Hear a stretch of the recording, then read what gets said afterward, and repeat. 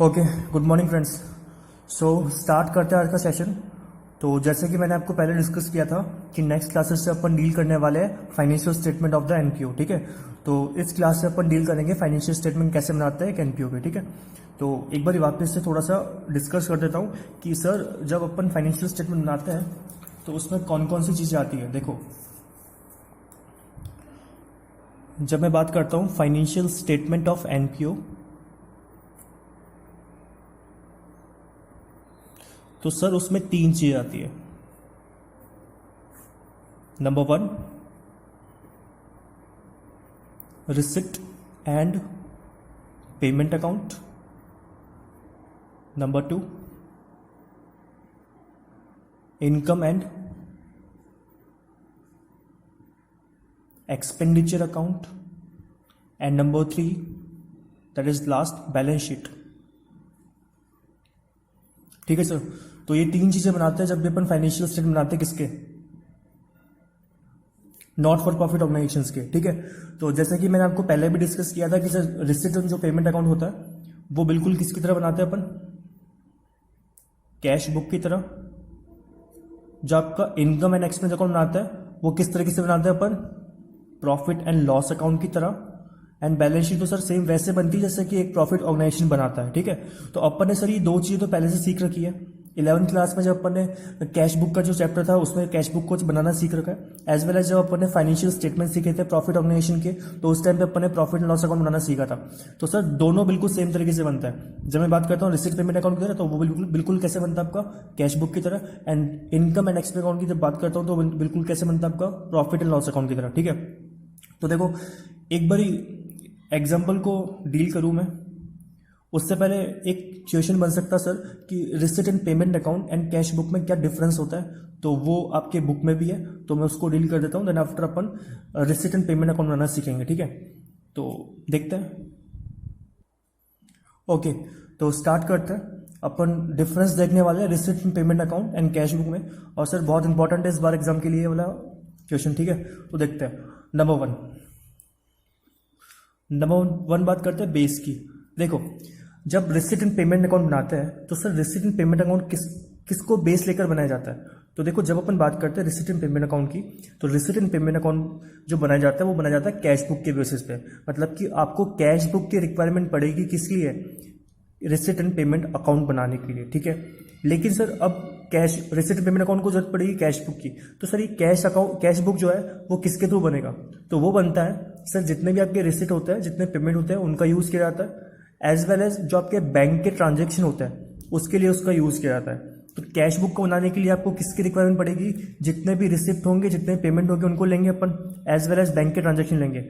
और जब आपका कैश बुक बन जाएगा तो आप किसे बना दोगे, रिसिप्ट एंड पेमेंट अकाउंट को। ठीक है, तो रिसिप्ट एंड पेमेंट अकाउंट बनाने के लिए किसकी रिक्वायरमेंट है, कैश बुक की। और कैश बुक को बनाने के लिए किसकी रिक्वायरमेंट है, जो भी आपके डे टू डेट रिसिप्ट है, डे टू डे पेमेंट्स है, एज वेल एज जो बैंक के ट्रांजेक्शन्स है उनका यूज करेंगे अपन किसके लिए, कैश बुक को बनाने के लिए। ठीक है, तो पहला डिफरेंस क्या हो गया sir, it is prepared from cash book. Cash book के थ्रू इससे बनाते हैं अपन। ठीक है, अब बात करते हैं कैश बुक को किसके थ्रू बनाते हैं अपन, तो देखो it is prepared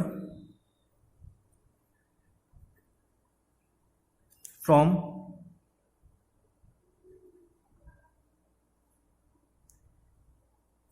daily receipt and payments and bank transactions. ठीक है, तो रिसिप्ट एंड पेमेंट का यूज करते हैं, एज वेल एज जो बैंक के ट्रांजेक्शन होते हैं उनका यूज करते हैं अपन किस लिए, कैश बुक को बनाने के लिए। ठीक है, और जब कैश बुक बन जाएगा तो अपन क्या बना लेंगे, रिसिप्ट एंड पेमेंट अकाउंट। ठीक है, आगे चलते हैं। नेक्स्ट डिफरेंस हो सकता है सर इसका पीरियड। देखो समझना, जब अपन बात करते हैं पीरियड की, तो जब मैं बात करता हूँ रिसिप्ट एंड पेमेंट अकाउंट की, तो सर जो एक एनपीओ होता है वो रिसिप्ट एंड पेमेंट अकाउंट को बनाता है किसी स्पेसिफिक डेट के ऊपर। ठीक है, तो जब भी अपन बात करते हैं रिसिट एंड पेमेंट अकाउंट की, तो रिसिट एंड पेमेंट अकाउंट बनता है या तो एंड ऑफ द ईयर या फिर कोई भी स्पेसिफिक डेट जो एनपीओ ने डिसाइड कर रखी है। लेकिन जब मैं बात करता हूँ कैश बुक की, तो सर कैश बुक जो है वो बनती है आपके कैश बुक में जो भी आपके ट्रांजेक्शन रिकॉर्ड किए जाते हैं वो किए जाते हैं आपके डेली बेसिस पे। जैसे जैसे ट्रांजेक्शन होगा वैसे वैसे उसको रिकॉर्ड कर दिया जाएगा, ठीक है। चाहे से वो रिसिट हो चाहे से वो पेमेंट आ रहा हो, जैसे जैसे ट्रांजेक्शन होगा डेली बेसिस पे वैसे वैसे उसको रिकॉर्ड कर दिया जाता है। लेकिन रिसिट एंड पेमेंट अकाउंट कब बनाई जाती है, एक स्पेसिफिक डेट या फिर एंड ऑफ द ईयर। अब सर ऐसा क्यों होता होगा सोचो, क्योंकि जब तक आपका कैश बुक रेडी नहीं होगा तब तक आप रिसिट पेमेंट अकाउंट नहीं बना पाओगे। तो सर लॉजिक है ना, जो आपका रिसिट पेमेंट अकाउंट है वो कब बनता होगा, एंड ऑफ द ईयर, ठीक है। मोस्टली कब बनाते होंगे NPO, and of the year, क्योंकि कैश बुक में ट्रांजेक्शन कैसे कैसे रिकॉर्ड होंगे, डेली बेसिस पे। तो ये पूरा बन के कब तैयार हो जाएगा, and of the year. That's why जो रिसिट पेमेंट अकाउंट है या तो जो एनपीओ डिसाइड कर रहा है कि स्पेसिफिक डेट है उस पर बनेगा, या फिर सिंपल है वो एंड ऑफ द ईयर बनेगा, ठीक है। क्योंकि कैश बुक रेडी होगा तब जाके अपन रिसिट पेमेंट अकाउंट बना सकेंगे, ठीक है। तो सेकंड डिफरेंस क्या हो गया sir, it is prepared on specific date और एंड ऑफ द ईयर, ठीक है। लेकिन जब मैं बात करता हूं कैश बुक की, तो क्या sir cash book and of the year बनता है या फिर किसी स्पेसिफिक डेट के ऊपर बनता है, तो सर वो बनता है आपके डेली बेसिस पे। मतलब जैसे जैसे ट्रांजेक्शन होगा वैसे वैसे उसको अपन रिकॉर्ड करेंगे, ठीक है। तो इसमें लिख सकते हैं अपन, it is prepared on daily, एक second, okay, it is prepared on daily basis, ठीक है। तो जैसे जैसे ट्रांजेक्शन होगा वैसे वैसे उसको रिकॉर्ड करेंगे, ठीक है। थर्ड डिफरेंस देखते हैं सर। देखो थर्ड डिफरेंस क्या हो सकता है सर, थर्ड डिफरेंस हो सकता है डेट। देखो डेट वाइज रिकॉर्डिंग किस में करते होंगे अपन, रिसिट एंड पेमेंट अकाउंट में क्या एंड ऑफ द ईयर या स्पेसिफिक डेट पे बनता है या फिर कैश बुक बनता है। तो देखो मैंने आपको बताया था कि डेट की रिक्वायरमेंट किस में जरूरत होती होगी, कैश बुक में, क्योंकि वहां पर डेली बेसिस पे आप क्या बना रहे हो, ट्रांजेक्शन को रिकॉर्ड कर रहे हो। तो उस केस में कहां पर आपको डेट मेंशन करना रिक्वायर्ड है, कैश बुक में। रिसिट पेमेंट में नहीं है, क्योंकि अल्टीमेट कैश बुक से तो आपका रिसिट पेमेंट अकाउंट बनना है, ठीक है। तो उस केस में अगर लॉजिक से सोचो तो रिसिट पेमेंट अकाउंट में आपको डेट की रिक्वायरमेंट नहीं है ना, आप सीधा सीधा उसको रिकॉर्ड कर सकते हो। और रिकॉर्ड कहां से करना है आपको, कैश बुक से। और कैश बुक में आपको किसकी रिक्वायरमेंट है, डेट वाइज ट्रांजेक्शन को रिकॉर्ड करने की। That's why receipt and payment account में कभी भी आपको डेट वाइज या डेट को मेंशन करने की रिक्वायरमेंट नहीं होती है। लेकिन जब मैं बात करता हूं कैश बुक की, तो उसे हमेशा आपको डेट वाइज मेंशन करना पड़ेगा ट्रांजेक्शन को, ठीक है। तो उसका थर्ड डिफरेंस इजी था, that is date wise transaction की जब बात करते हैं तो यहां पर not required to show date wise transactions. और जब अपन बात करते हैं कैश बुक की, तो यहां पर आपको कैसे शो करना पड़ता है ट्रांजेक्शन को, date wise. Transactions are shown date wise, ठीक है सर। ओके, नेक्स्ट डिफरेंस देखते हैं। फोर्थ साइड की बात करते हैं। देखो हर अकाउंट में दो साइड्स होती है, एक होती है लेफ्ट एंड राइट। देखो समझना,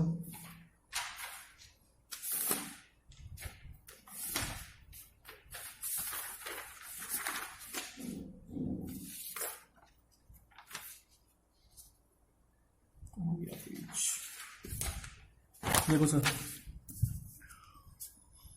अभी बात करता हूं मैं, ये आपका रिसिट पेमेंट अकाउंट, ये आपका कैश बुक।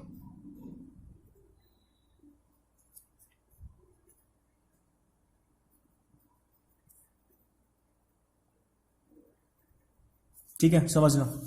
देखो ये होती है आपकी लेफ्ट साइड, ये होती है आपकी राइट साइड, ठीक है।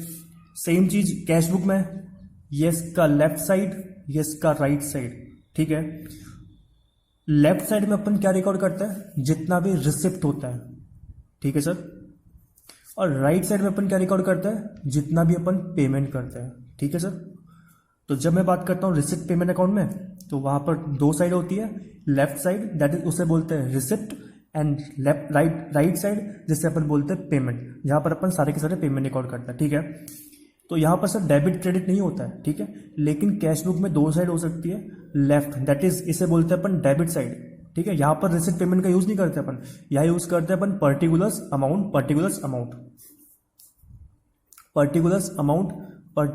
अमाउंट, ठीक है। ये अपने सीख रखा अच्छे से। तो यहाँ पर दो साइड होती है, डेबिट एंड क्रेडिट, ठीक है। तो लेफ्ट साइड को अपन बोलते हैं डेबिट एंड राइट साइड को बोलते हैं अपन क्रेडिट। सर नेचर दोनों का सेम है। डेबिट साइड में अपन क्या रिकॉर्ड करेंगे, जितना पेमेंट आ रहा है अपन को, दैट इज कैश इनफ्लो, ठीक है। और यहां पर अपन क्या रिकॉर्ड करेंगे, और कैश बुक के डेबिट साइड में अपन रिकॉर्ड करेंगे कैश इनफ्लो, मतलब जहां से पैसा आ रहा है वो। और जब बात करता हूं मैं कैश बुक के क्रेडिट साइड में, तो सर जिस तरीके से रिसिप्ट पेमेंट अकाउंट में लेफ्ट साइड में अपन राइट साइड में क्या रिकॉर्ड कर रहे हैं, पेमेंट, तो यहां पर राइट साइड में क्या रिकॉर्ड करेंगे, जो कैश का आउटफ्लो हो रहा है वो, ठीक है। तो दोनों सेम है सर। तो अगर प्रेजेंट करना चाहे इसको डिफरेंस, तो ये डिफरेंस हो सकता है कि सर लेफ्ट साइड और रिसिप्ट पेमेंट अकाउंट में लेफ्ट साइड में रिसिप्ट होता है और राइट साइड में पेमेंट होता है। लेकिन कैश बुक के राइट साइड में क्या, लेफ्ट साइड में क्या होता है, डेबिट, एंड राइट साइड में क्या होता है, क्रेडिट, ठीक है। पर दोनों में नेचर सेम है। लेफ्ट में रिसिप्ट लिखेंगे दोनों में, और राइट में क्या लिखेंगे, पेमेंट लिखेंगे, ठीक है। तो देखो डिफरेंस क्या हो सकता है, दोनों में दो साइड होती है। There are two sides. Left side उसे क्या बोलते हैं अपन, रिसिप्ट, ठीक है। वहां पर्टिकुलर अमाउंट नहीं लिखते हैं, वहां रिसिप्ट लिखते हैं अपन। एंड एक होती है राइट साइड, जिसे क्या बोलते हैं अपन, पेमेंट, ठीक है। ठीक उसी तरीके से कैश बुक में भी दो साइड होती है। देयर आर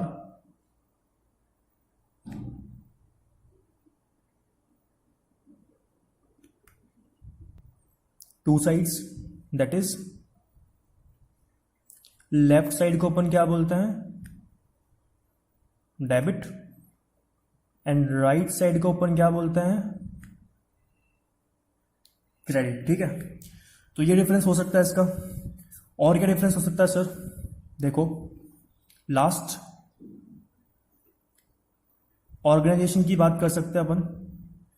तो देखो जब भी मैं बात करता हूँ रिसिट एंड पेमेंट अकाउंट की, तो हमेशा याद रखना कि जो आपका रिसिट पेमेंट अकाउंट है वो कौन बनाता है, आपका नॉट फॉर प्रॉफिट ऑर्गेनाइजेशन। तो सर अगर आप किसी भी एंटिटी में जाते हो और अगर वहां को आपको रिसिट एंड पेमेंट अकाउंट दिखता है, इसका मतलब कि वो कौन सी ऑर्गेनाइजेशन होगी, नॉट फॉर प्रॉफिट ऑर्गेनाइजेशन होगी, ठीक है। तो देखो it is prepared by not for profit organisation, ठीक है। और मैं जब बात करता हूं कैश बुक की, तो सर कैश बुक दोनों एंटिटी बनाती है, क्योंकि अपन ने क्या सीखा था, अपन ने याद करो, अपन ने सीखा था कि एक एनपीओ कितने तरीके की बुक्स को मेंटेन करता है। तो वहां पर पहला जो बुक था वो कौन सा था, कैश बुक। तो वो कैश बुक बनाती है, मतलब कि कैश बुक दोनों एंटिटी बना सकती है, एक प्रॉफिट एंटिटी बना सकती है एज वेल एज एक नॉट फॉर प्रॉफिट एंटिटी बना सकती है, ठीक है। तो इसका डिफरेंस क्या हो जाएगा, it is prepared by both profit organisation and not for profit organisation, ठीक है। तो सर इस तरीके से डिफरेंस पूछा सकता है और बहुत इंपॉर्टेंट है इस बार के लिए। तो अच्छे से करके जाना, डिफिकल्ट नहीं, ईजी है, समझोगे तो ईजी है, ठीक है। तो ये डिफरेंस था receipt and payment account and cash book के अंदर, ठीक है। अब इसके बाद अपन डील करने वाले हैं सर एग्जाम्पल। तो डील करता सर किसके ऊपर, रिसिट एंड पेमेंट अकाउंट के ऊपर, कि सर आपको ये इन्फॉर्मेशन गिवन था, इन इन्फॉर्मेशन का यूज करके आपको क्या बनाना है, रिसिट एंड पेमेंट अकाउंट। और मैंने आपको बताया था कि रिसिट में क्या लिखते हैं अपन, जो कैश का इनफ्लो आ रहा होता है, एंड पेमेंट साइड में क्या लिखते हैं अपन, जो कैश आउटफ्लो हो रहा होता है बिजनेस से, एनपीओ से, ठीक है। तो सिंपल है सर, कोई टफ नहीं है, बहुत ईजी है, लॉजिकल है और इतना टफ नहीं है, ठीक है। तो देखो स्टार्ट करता है। Example number 1, from the following information of a club prepare receipt and payment account for the year ending 31 मार्च 2019। तो सर आपको 31 मार्च 2019 के रेस्पेक्ट में जो ईयर एंड हो रहा है, इसका मतलब सर क्या कि आपका ईयर कब से स्टार्टिंग हो रहा होगा, 1 अप्रैल 2018 से। और उसने बोला कि आपको ईयर एंड पे क्या बनाना है, रिसिट एंड पेमेंट अकाउंट बनाना है, ठीक है। तो अपने पास इंफॉर्मेशन था, देखो क्या क्या इन्फॉर्मेशन की बने, cash in hand. Cash in hand का मतलब क्या सर, आपके पास पैसा भी पड़ा हुआ है, ठीक है। कैश एट बैंक का बैलेंस गिवन है आपके पास, मतलब कि पैसा पड़ा है लेकिन अपने पास नहीं है, अभी एनपीओ के पास नहीं है, वो एनपीओ के बैंक के पास पड़ा है, ठीक है, पर है तो उसका एसेट ना वो, ठीक है। तो 2 बैलेंस गिवन है, number 1 cash in hand and cash at bank, ठीक है, कोई दिक्कत नहीं। आगे देखते हैं। आगे बोला सर उसने कि सब्सक्रिप्शन रिसीव हो रहा है, ठीक है, सब्सक्रिप्शन रिसीव हो गया 35,000 का। लाइफ मेंबरशिप फीस रिसीव हो रहा है कितना, 7,000 का। Amount receive on the old sale of old furniture को बेचने पर रिसीव हुआ। आपने इन्वेस्टमेंट परचेस किया, रेंट को पेड किया, general expenses, salary paid, honorarium paid, newspapers and journals receive from the sale of old newspaper, sports material purchase, wages outstanding at the end, interest on investment received. And आपके पास 2 closing balance given है।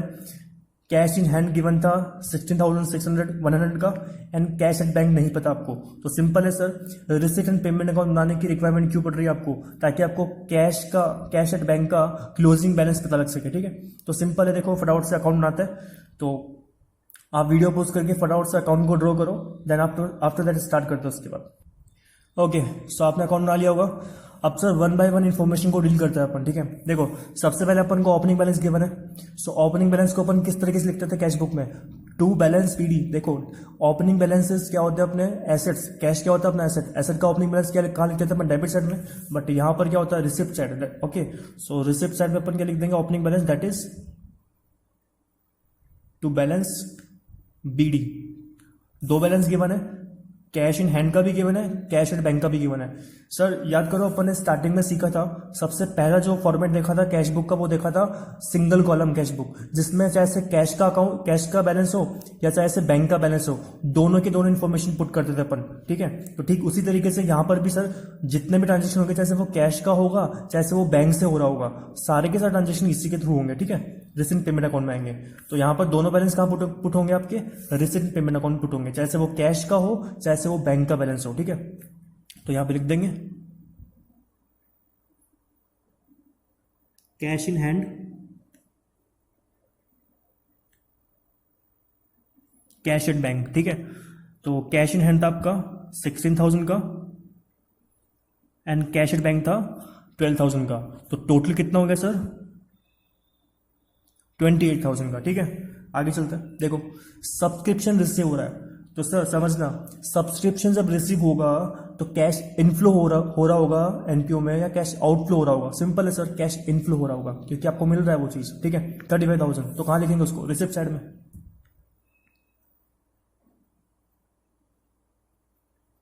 Subscription 35,000, ठीक है। Okay, next life membership fees. Sir life membership fees आपको receive हो रही है, that means क्या, कैश इनफ्लो या कैश आउटफ्लो। देखो हमेशा याद रखना, रिसिट पेमेंट अकाउंट किस पे काम करता है, एक्रूअल पे काम नहीं करता। वो एक्रूअल पे जब काम करता तो अपन लेते जो आपका करंट ईयर का है, बट ये उस पे काम नहीं करता, ये देखता है एक्चुअल बेसिस पे। फॉर एग्जाम्पल अगर मैं आपसे डील करूं,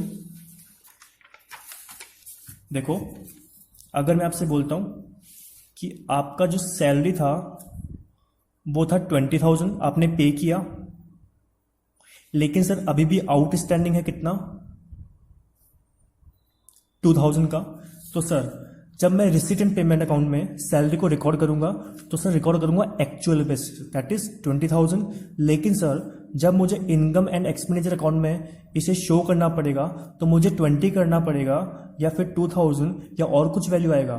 तो सर वो बोलता है कि देखो जितना आपका करंट ईयर का बनता है वो पूरा का पूरा रिकॉर्ड होगा, चाहे से उसका पेमेंट हो या नहीं हो इससे फर्क नहीं पड़ता। तो सर आपने पे किया कितना 20, आउटस्टैंडिंग कितना रह गया अभी भी 2,000, तो करंट ईयर का कितना बन गया आपका। अगर 20,000 आपने पेमेंट किया और अभी भी कितना बकाया 2,000, तो टोटल करंट ईयर का कितना 22,000। ठीक है, तो रिसिप्ट पेमेंट अकाउंट एंड आपका जो इनकम एंड एक्सपेंस अकाउंट है वो दो डिफरेंट कॉन्सेप्ट पे काम करता है। रिसिप्ट पेमेंट अकाउंट काम करता है कैश के इनफ्लो एंड आउटफ्लो के बेसिस पे, वो ये नहीं देखता कि कौन सा एक्सपेंस आपका करंट ईयर का है या नहीं है। लेकिन sir income and expense account काम किस पे करता है, वो काम करता है आपके एक्रूवल कॉन्सेप्ट पे, जो बोलता है कि सिर्फ करंट ईयर के एक्सपेंस इनकम लेना है। बट यहाँ पर ऐसा नहीं होगा, यहाँ पर चाहे सर आपको नेक्स्ट ईयर के रेस्पेक्ट में क्यों नहीं पेमेंट किया गया हो। ठीक है, यहाँ पर अगर मैं आपसे बोलूँ कि सैलरी पेड किया आपने 20,000 का और मानते हैं कि इस 20,000 में आपने कुछ एडवांस पेमेंट कर दिया नेक्स्ट ईयर का 4,000। ठीक है, तो सर क्या इस 4,000 को ऊपर रिकॉर्ड नहीं करेंगे?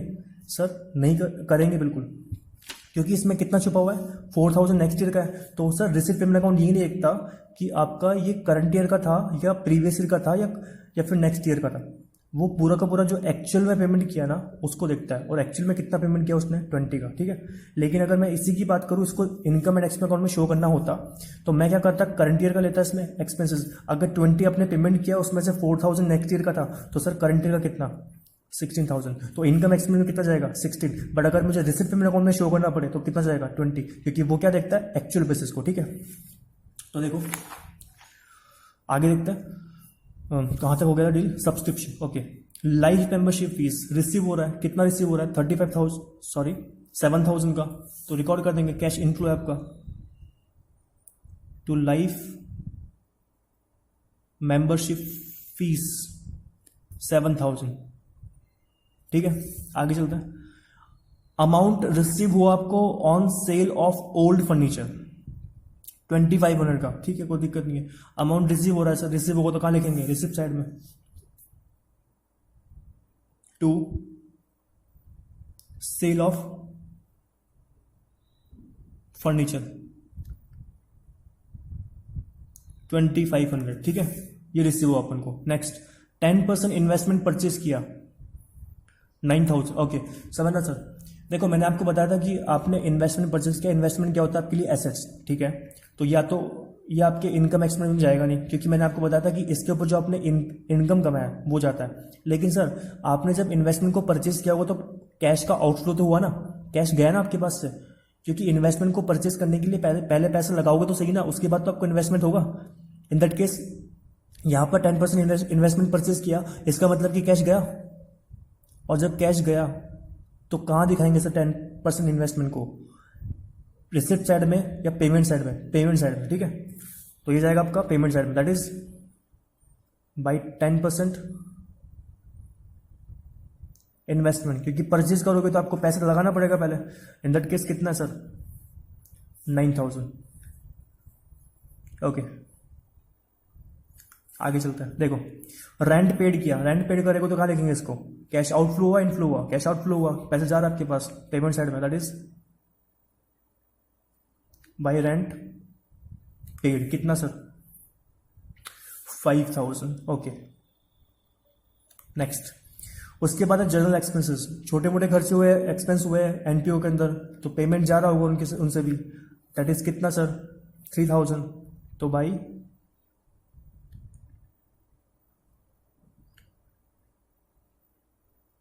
General expenses 3,000। नेक्स्ट अपना सैलरी पेड किया 17,000। ओके, तो इससे भी कैश का आउटफ्लो हुआ, अपना पैसा जा रहा है अपना, सैलरी पेड कितना सर 17,000। ठीक है, उसके बाद न्यूज़ पेपर्स एंड जर्नल्स। देखो न्यूज़ पेपर एंड जर्नल्स जब आप मंगवाते होंगे तो उसके थ्रू आपका कैश इनफ्लो होता है, कैश आउटफ्लो होता है, पैसा पेमेंट करते हो आप, क्योंकि न्यूज़पेपर जब मंगाओगे एनक्यू में इन दैट केस आपको पेमेंट करना पड़ेगा। तो न्यूज़ पेपर्स एंड जर्नल से क्या होगा आपका पेमेंट, इन दैट केस वो कहाँ जाएगा आपका पेमेंट साइड में। Okay, so buy newspapers and journals that is 1500। Okay, next receive from sale of old newspapers. अब जो सर रद्दी होता है अपना उसको बेचोगे आप न्यूज़पेपर, ठीक है, तो उस केस में आपको पैसा मिल रहा होगा, कैश इनफ्लो हुआ, कैश इनफ्लो हुआ तो क्या लिखेंगे उसको रिसिप्ट साइड में, ठीक है।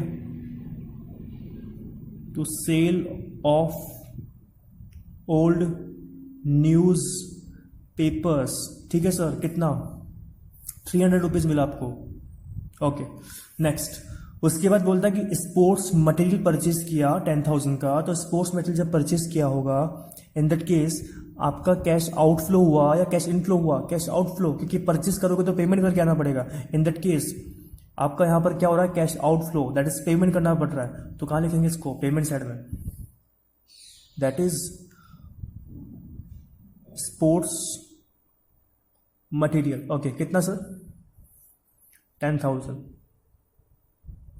उसके बाद wages outstanding at the and 1700। समझना सर, सर जो आपका रिसिप्ट पेमेंट अकाउंट है वो एक्रूअल बेसिस पे काम करता है या एक्चुअल बेसिस पे काम करता है? सर वो एक्चुअल बेसिस पे काम करता है। आउटस्टैंडिंग का मतलब क्या होता है, बकाया। अगर आपने वेजेस नहीं दिया तो क्या आपके पास से कैश गया? नहीं गया। तो सर क्या वेजेस आउटस्टैंडिंग का आपके रिसिप्ट एंड पेमेंट अकाउंट के ऊपर कोई इम्पैक्ट आएगा क्या? नहीं आएगा। हाँ, लेकिन अगर मैं इनकम एंड एक्सपेंस अकाउंट बनाता तो सर वेजेस आउटस्टैंडिंग क्या होता, अपने वेजेस का पार्ट बनता, क्योंकि सर वो एक्रूअल को फॉलो करता है। तो जब मैं वेजेस को शो करता इनकम एंड एक्सपेंस अकाउंट में, तो सर उसमें वेजेस आउटस्टैंडिंग को ऐड कर देता, क्योंकि मुझे क्या बनाना है उसको करंट ईयर का। तो सर पेमेंट किया हो या नहीं किया हो, इनकम एंड एक्सपेंस अकाउंट बोलता है कि सर पूरा का पूरा करंट ईयर का बुक होगा, तो वेजेस आउटस्टैंडिंग को ऐड कर दूंगा। लेकिन रिसिप्ट पेमेंट अकाउंट किस पे काम करता है, एक्चुअल बेसिस पे। और जब वो एक्चुअल बेसिस पे काम करता है तो सर जिसका पेमेंट किया ही नहीं उसका क्या आपके रिसिप्ट एंड पेमेंट अकाउंट को कोई फर्क आएगा? नहीं आएगा, ठीक है। तो ये इन्फॉर्मेशन आपके लिए रेलिवेंट नहीं था, बट कंफ्यूज करने के लिए गिवन है कि सर अगर ऐसा इन्फॉर्मेशन आ जाए तो आप कंफ्यूज ना हो जाओ, ठीक है। दैट्स वाई जो wages outstanding at the and है वो काम का नहीं है। हाँ, वो कब काम आता है, जब आप इनकम एंड एक्सपेंस अकाउंट बना रहे होते, ठीक है। दैट्स वाई ये जो 1700 है वो काम नहीं आएगा यहाँ पे। नेक्स्ट, इंटरेस्ट रिसीव हो रहा है आपको इन्वेस्टमेंट के ऊपर 800 रुपीज़ का। ओके, समझना सर, देखो अपन ने एक इन्वेस्टमेंट परचेज भी किया था, ऊपर कितना किया था, 10% इन्वेस्टमेंट परचेज किया था 9,000 का। अब सर आपने मानते हैं कि स्टार्टिंग में परचेज किया, इसको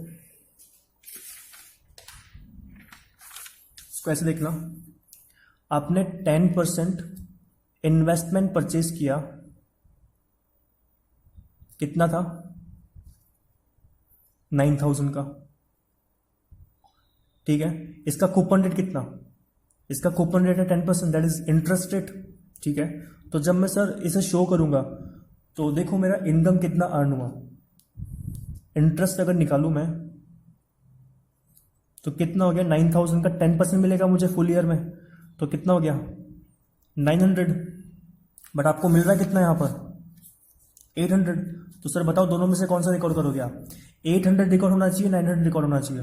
देखो अभी आप क्या बना रहे हो, रिसिप्ट पेमेंट अकाउंट या फिर इनकम एंड एक्सपेंस अकाउंट? अभी अपन बना रहे हैं रिसिप्ट पेमेंट अकाउंट, जो किस कॉन्सेप्ट पे काम करता है, जो काम करता है आपके एक्चुअल बेसिस पे, ठीक है। तो आपको एक्चुअल में कितना रिसीव हो रहा है यहाँ पर 800, लेकिन आपने कमा कितना लिया 900।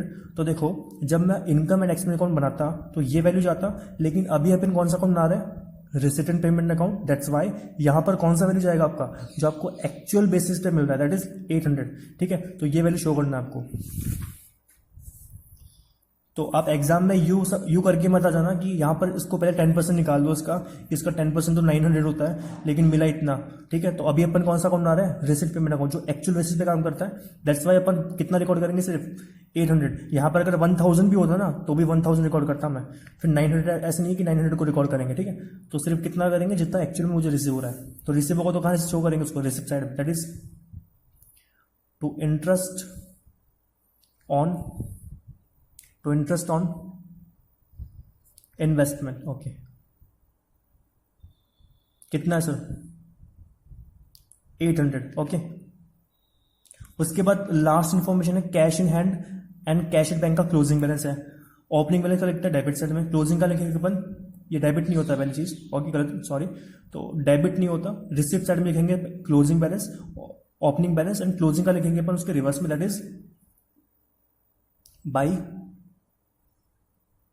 Balance CD, cash in hand and cash